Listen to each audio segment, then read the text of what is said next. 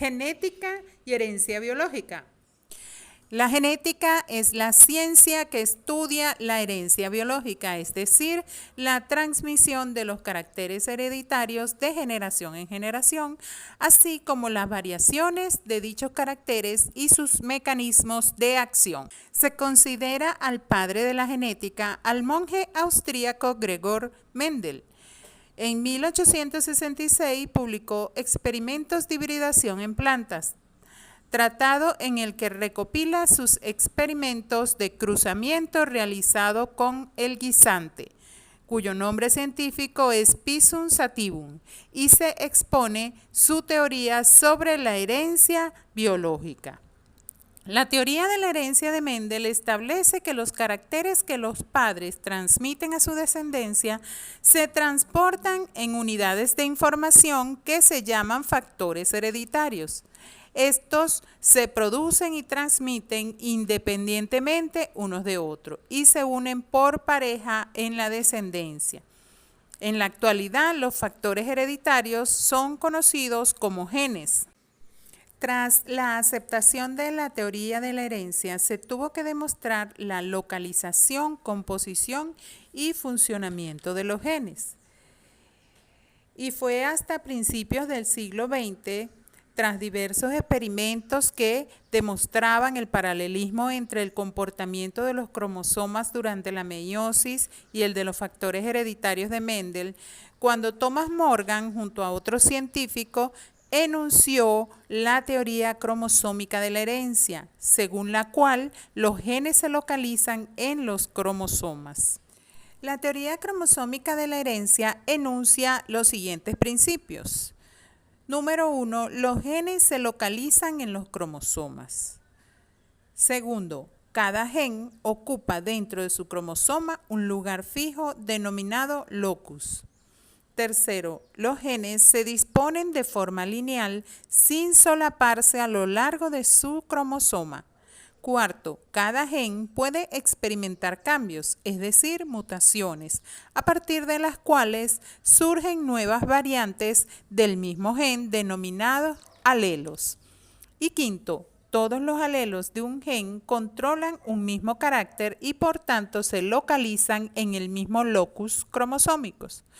Los alelos se designan con letras, de forma que para los alelos de un mismo gen se debe usar la misma letra mayúscula o minúscula o bien acompañado de subíndices. Sexto, los genes situados en un mismo cromosoma son genes ligados y constituyen un grupo de ligamiento. Séptimo, los genes ligados solo pueden transmitirse por separado a la descendencia si se produce sobrecruzamiento y recombinación genética entre ellos. Un carácter genético o hereditario es aquel que resulta de la expresión de uno o varios genes y se pueden distinguir entre caracteres cualitativos y cuantitativos. Los caracteres cualitativos son aquellos que se manifiestan a través de categorías concretas, fácilmente distinguibles. Por ejemplo, el color de la semilla del guisante, que puede ser verde o amarilla. Estos caracteres están controlados por un único gen, es decir, monogénico, y son los que estudió Mendel. Por otra parte, los caracteres cuantitativos son aquellos que se manifiestan a través de una gama gradual y medible, de forma que su inclusión en uno u otro grupo resulta ambigua. Por ejemplo, la longitud o anchura de la vaina del guisante. Estos caracteres están controlados por varios genes, por lo que se llama poligénicos, y su estudio resulta mucho más complejo. Se habla de herencia autosómica cuando los genes se localizan en los autosomas y de herencia ligada al sexo si los genes se ubican en algunos de los heterocromosomas o cromosomas sexuales, es decir, cromosoma X, cromosoma Y. Los cromosomas sexuales presentan segmentos homólogos entre sí y también segmentos no homólogos llamados segmentos diferenciales. Esto permite distinguir entre genes parcialmente ligados al sexo si se sitúan en las regiones homólogas de los heterocromosomas y genes totalmente ligados al sexo si se localizan en segmentos diferenciales. El genotipo es el conjunto de genes que posee un individuo para uno o varios caracteres hereditarios o para la totalidad de ellos. La manifestación externa de ese genotipo es el fenotipo. Los organismos cuyo ciclo biológico es diplonte, es decir, tienen dos gametos haploides que originan un cigoto diploide y forma un individuo diploide, como es una persona. Esos organismos poseen células somáticas diploides y esto significa que disponen de parejas de cromosomas homólogos y por consiguiente portan dos alelos para cada carácter hereditario. Es decir, cada uno se hereda de un progenitor. Pueden ser homocigotos o heterocigotos, según como sea la pareja de alelos que poseen para el carácter de estudio. Homocigoto o raza pura posee dos alelos idénticos, bien sea para carácter dominante o para carácter recesivo. En caso de carácter dominante serían dos letras mayúsculas y en caso de carácter recesivo dos letras minúsculas. El heterocigoto o también llamado híbrido tiene dos alelos diferentes. Entonces se simboliza con una letra mayúscula y una minúscula. Es decir, tiene un alelo dominante y uno recesivo. Y es importante hacer notar que el heterocigoto siempre en su fenotipo va a mostrar el carácter dominante. Respecto al fenotipo, además de los genes que lo controlan, también influye el ambiente. Por ejemplo, la alimentación durante la infancia actúa de forma determinante sobre la talla que tendrá un animal adulto, además del potencial genético heredado de sus progenitores. Entonces, el fenotipo es la expresión del genotipo en función de un determinado ambiente. La interacción génica entre alelos de un mismo gen se pone de manifiesto en los individuos heterocigotos, es decir, A mayúscula, A minúscula, por ejemplo. Y puede darse dominancia completa, dominancia intermedia y codominancia. En el caso de dominancia completa, un alelo A mayúscula, denominado dominante, enmascara al otro alelo A minúscula, recesivo. El fenotipo de heterocigoto es igual al del homocigoto dominante. Por ejemplo, la herencia del color de la lana de una oveja puede ser blanca o negra. Si es blanca, el genotipo será A mayúscula o si es heterocigoto, A mayúscula, A minúscula. Y para la negra, que es un carácter recesivo, sería A minúscula, A minúscula. En el caso de la dominancia intermedia o incompleta, los dos alelos A1 y A2 tienen la misma intensidad. Cuando aparecen juntos, el fenotipo es una mezcla de ambos. Estos alelos se denominan dominantes incompletos. El fenotipo del heterocigoto es una mezcla del fenotipo de los dos homocigotos.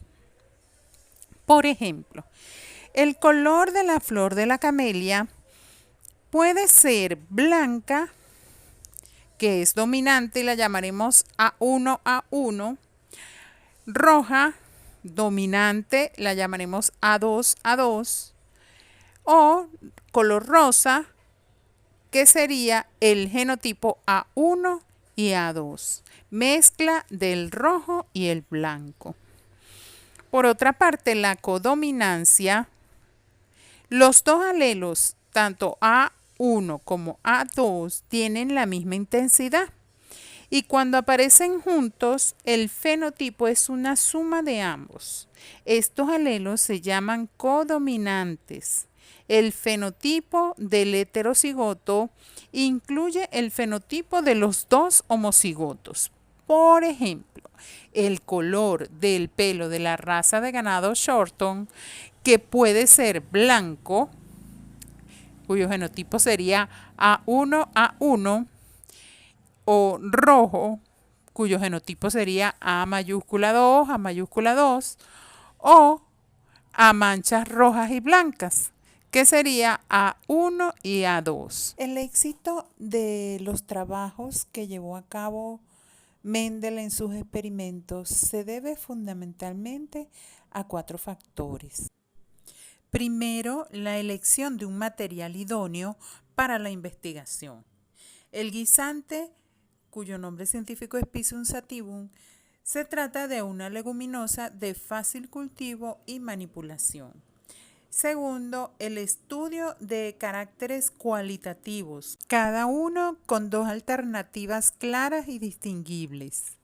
Tercero, la aplicación de una metodología experimental rigurosa, con una cuidadosa elaboración de hipótesis y el diseño de experimentos siempre controlados. Mendel inició sus experimentos usando en cada cruce plantas que diferían fenotípicamente en las manifestaciones de un solo carácter, lo que permitió estudiar la transmisión de los caracteres en forma independiente. Una vez extraídas las conclusiones, prosiguió sus experimentos usando el mismo esquema para 2 caracteres simultáneamente.